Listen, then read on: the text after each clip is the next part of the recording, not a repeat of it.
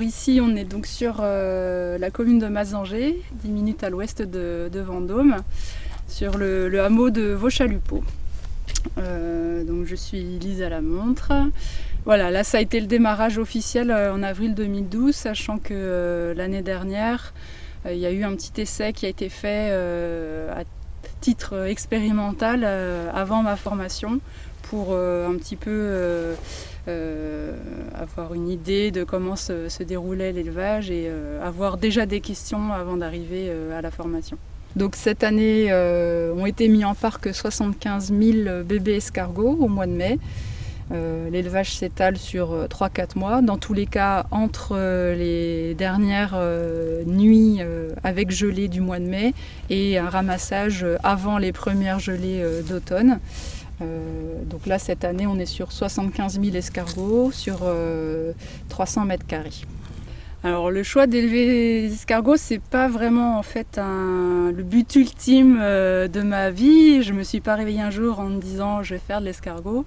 Ça a été un petit peu un hasard de découvrir que l'escargot s'élevait. En fait, j'ai été salariée pendant 8 ans dans l'industrie agroalimentaire. Et après 8 années, je me suis dit que j'avais envie de faire un petit peu les choses selon ma façon de les voir, de prendre des décisions par moi-même, de faire en fonction de mes valeurs, de mon éthique. Et puis j'ai découvert fortuitement que l'escargot pouvait s'élever. Et puis après quelques recherches, il s'est trouvé que l'élevage d'escargots pouvait être le moyen d'atteindre ses objectifs de vie, en fait, vie professionnelle et vie personnelle, de revenir au vert, de faire les choses selon ma façon de voir les choses.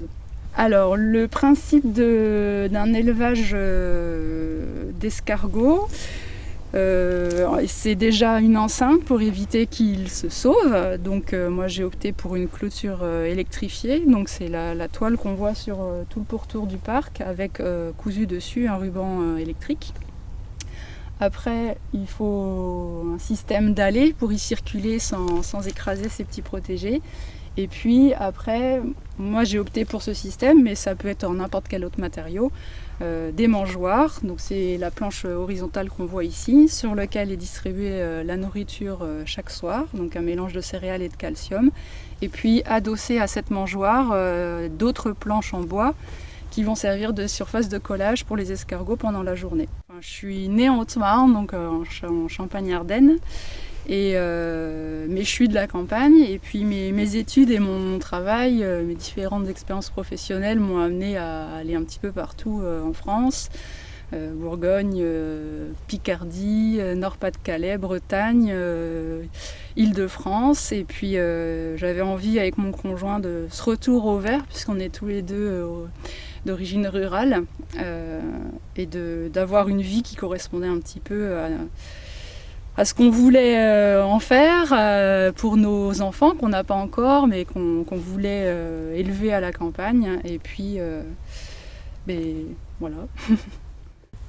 Alors, Mazanger, parce que TGV, Mazanger TGV. Mon conjoint est ingénieur, il travaille sur Paris à temps partiel. Enfin, il travaille à temps complet, mais télétravailleur à temps partiel. Et la proximité du TGV a fait que voilà, la vallée d'Île-Loire nous a paru être le bon endroit pour se positionner, ne serait-ce que pour ça, et ensuite parce que j'ai un petit peu étudié le terrain avant de poser mes valises, et puis j'ai constaté que dans le pays du Vendômois, il n'y avait pas de lessiculteurs, et que la population me semblait ouverte à ces questions de production locale, de manger local et accessoirement bio, puisque l'exploitation est certifiée agriculture biologique.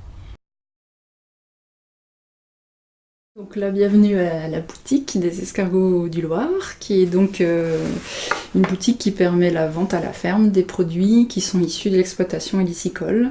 La boutique est ouverte à tous les vendredis de 16h à 20h et sur rendez-vous pour les personnes pour lesquelles le créneau du vendredi ne convient pas. Alors la vente se fait principalement en vente directe, c'est-à-dire sans intermédiaire. via la vente à la ferme et puis également ponctuellement par l'intermédiaire des marchés de Noël qui se déroulent entre novembre et décembre dans différents villages des alentours. Mais le statut d'un éleveur d'escargots, d'un élciculteur, eh ben c'est qu'on est agriculteur, puisque c'est l'élevage du vivant, donc on appartient à l'agriculture. En fait, je reçois les bébés escargots tout juste éclos. Ils sont âgés de quelques jours quand ils arrivent en fait dans leur petite boîte, livrés par la poste, dans des boîtes type boîte plastique.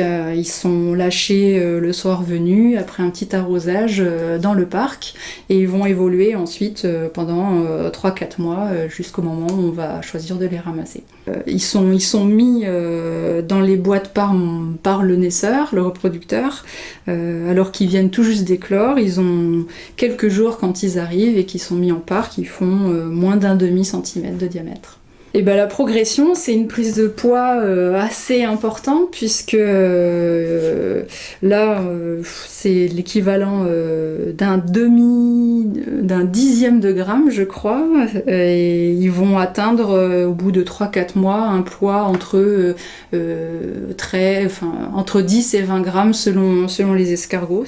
Voilà, la taille de l'escargot va dépendre de son appétit et de sa capacité à trouver la mangeoire dans le parc. Donc c'est d'où cette fourchette un petit peu d'escargot qui va peser entre 10 et 20 grammes au moment du ramassage.